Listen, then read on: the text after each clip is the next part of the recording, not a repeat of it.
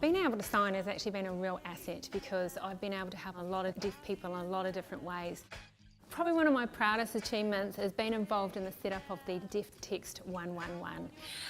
This has actually been a service not only for the deaf or hearing impaired but also the speech impaired people, and it just means that these communities can now actually contact fire, police and ambulance directly through text message.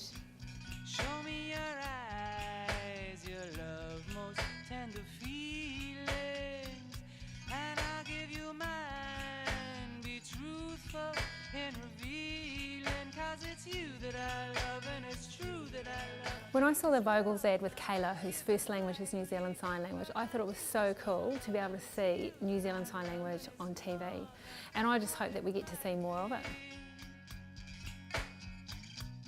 When we're alone, I cannot always face